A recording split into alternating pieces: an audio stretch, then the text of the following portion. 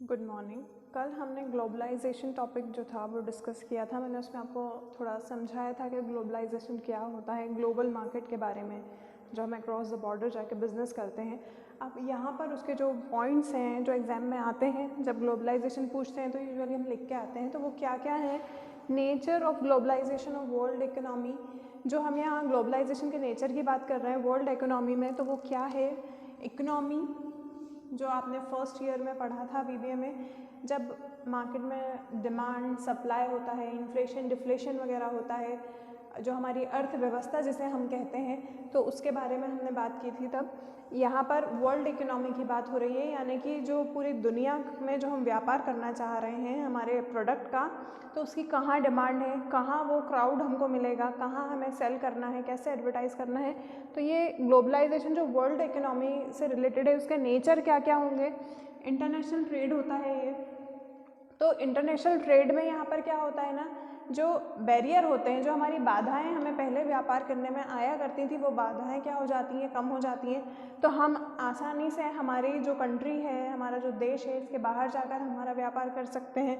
फिर इसमें होता है फाइनेंशियल फ्लो, यानी कि क्या होता है, देखिए रिजर्व बैंक हमारे इंडिया में है।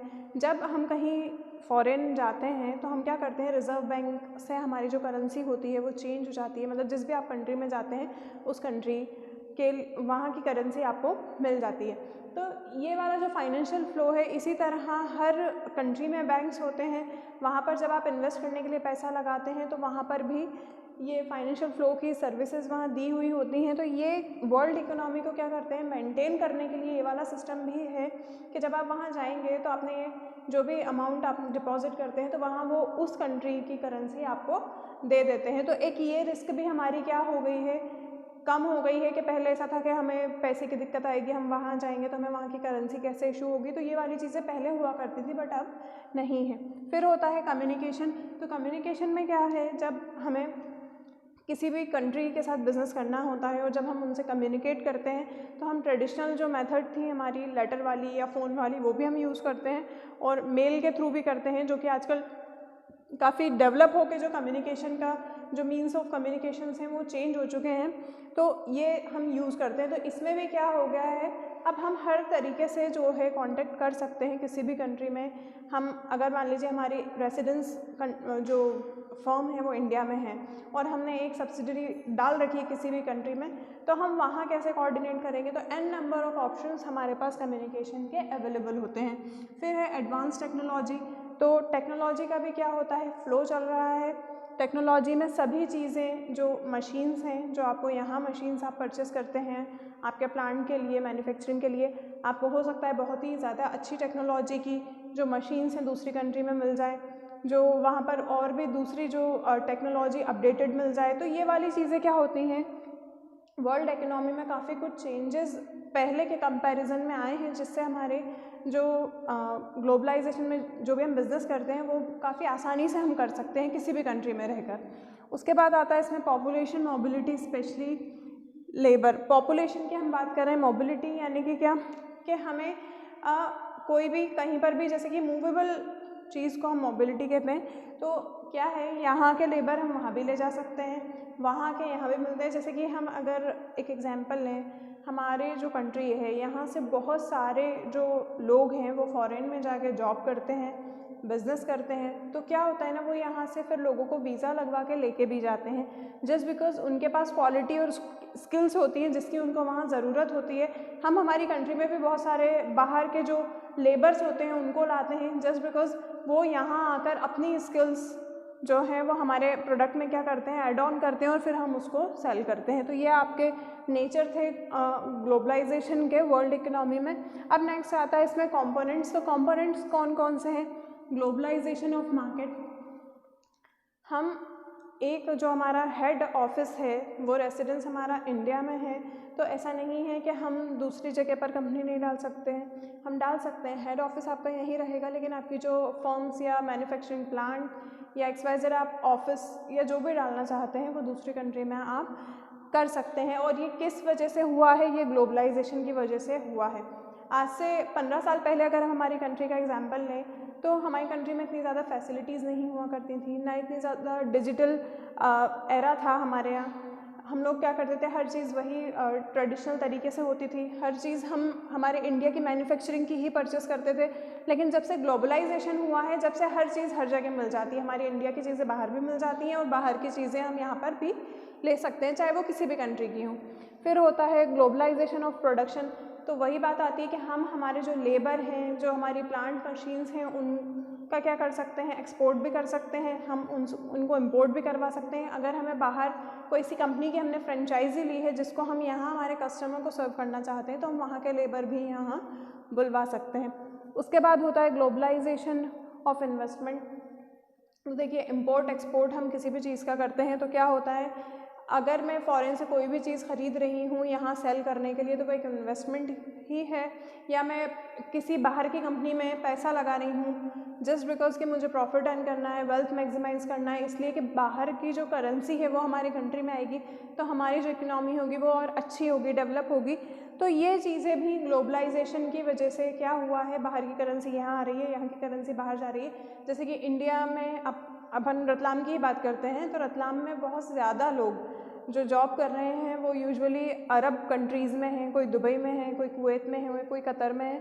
तो वो एक क्या करते हैं, या तो वो खुद जॉब के लिए जाते हैं वहाँ, या हो सकता है उन्होंने कुछ वहाँ अपना खुद का जो है इस्टेब्लिश किया हो, तो उन्होंने वहाँ इन्वेस्ट किया जस्ट बिकॉज वो वहाँ। और हमारी गवर्नमेंट उनको क्यों परमिशन देती है, क्योंकि हमारी कंट्री जो है वो डेवलपिंग कंट्री है, हमें पैसों की ज़रूरत है हमारी कंट्री को डेवलप्ड कंट्री बनाने के लिए।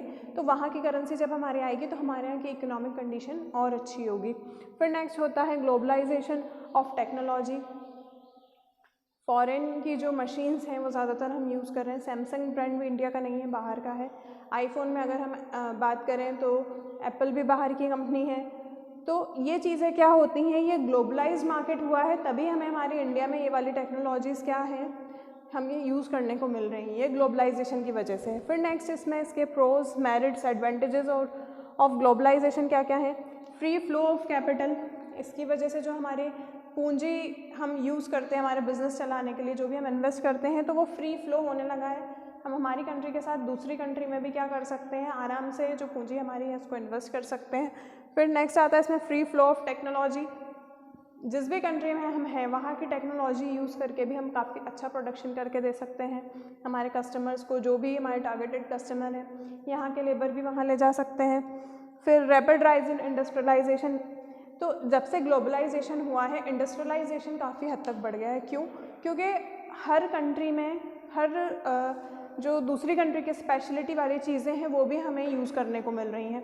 हम बहुत सारी हमारी चीज़ें हैं जो हम कहीं बाहर जाएंगे तो हो सकता है हमें वहाँ पर मिल जाए, और बहुत सारी जो बाहर की कंट्री की चीज़ें हम यहाँ यूज़ कर रहे हैं, चाहे हम खाने में बात कर लें, चाहे हम ड्रेसिंग सेंस में बात कर लें, तो वो इंडस्ट्रियलाइजेशन हुआ है। यानी कि इंडस्ट्रीज़ सब जगह पर क्या हुआ है, इस्टेब्लिश की गई हैं। वहाँ पर जब वहाँ प्रोडक्शन होता है, फिर वो जब मार्केट में आती है तभी हम उनको क्या कर सकते हैं, यूज़ कर सकते हैं। तो ये इंडस्ट्रियलाइजेशन बढ़ी है, तो हम जो है हर तरह की चीज़ें यूज़ कर रहे हैं। Increase in production and consumption. तो देखिए, जब इंडस्ट्री सब जगह हो गई हैं, सब तरह के लेबर सब जगह हो गए हैं, तो क्या हो गया है ना, प्रोडक्शन भी क्या हो रही है, इंक्रीज़ हो रही है। क्योंकि ह्यूमन नेचर होता है वो एक एक चीज़ से बोर हो जाते हैं, तो कुछ ना कुछ चेंज के लिए भी कभी कोई सी चीज़ को हम यूज़ कर रहे हैं, कभी कोई सी चीज़ को यूज़ कर रहे हैं, तो उसके लिए प्रोडक्शन होता है, तभी हम डिमांड करते हैं। और प्रोडक्शन जब डिमांड में आती है तभी वो चीज़ कंज्यूम की जाती है और कस्टमर उसको ख़रीदता है। फिर है इसमें लास्ट पॉइंट आपका balance development of world economy. इससे क्या हो रहा है ना, हमारी कंट्री का पैसा बाहर जा रहा है, हमारी चीज़ें हम बाहर भेज रहे हैं, बाहर की चीज़ें यहाँ आ रही हैं, बाहर का करेंसी यहाँ आ रहा है, तो जो बैलेंस हो रहा है, क्या वर्ल्ड इकोनॉमी का जो पैसा है वो क्या चल रहा है, बैलेंस्ड होता है ग्लोबलाइजेशन की वजह से, ताकि इक्वल उतना ही प्रॉफिट वो भी कमा रहे हैं, उतना ही हमारी कंट्री को भी हो रहा है। तो जो इकोनॉमी है वो कैसी चल रही है, बैलेंस्ड हो रही है ग्लोबलाइजेशन की वजह से। फिर इसमें नेक्स्ट आपका आता है challenges, cons, merits, disadvantages of globalisation. देखिए, चैलेंजेस एंड कॉन्स अलग अलग टॉपिक हैं, लेकिन मैंने इसी में मर्ज करके आपको समझा रही हूँ। मेंटेनिंग कॉम्पिटिटिवनेस, ये एक चैलेंज है किसी भी कंपनी के लिए। क्यों? क्योंकि हम एक आध एडवर्टाइजमेंट देके बैठ नहीं सकते हैं।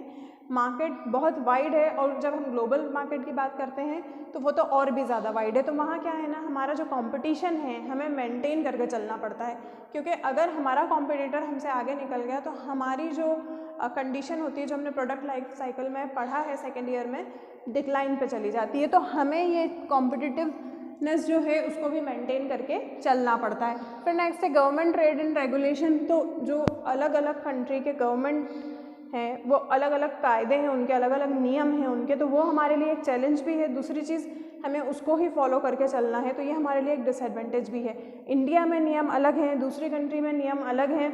कई बार जो ये बिज़नेस पॉलिसीज़ होती हैं वो स्टेट वाइज भी चेंज हो जाती हैं, प्रोडक्ट वाइज भी चेंज हो जाती हैं। तो इस चीज़, ये हमारे लिए एक बहुत बड़ा चैलेंज भी होता है और डिसएडवांटेज भी होता है। उसके बाद है डेवलपिंग एन इंटरनेशनल पर्सपेक्टिव। हम फॉरेन मार्केट की बात कर रहे हैं तो वहाँ का जो भी लाइफस्टाइल है, वहाँ जो एडवर्टीज़मेंट का तरीका है, वहाँ जो लैंग्वेज चल रही है, हमें वो पर्सपेक्टिव को क्या करके चलना होता है, डेवलप भी करना होता है।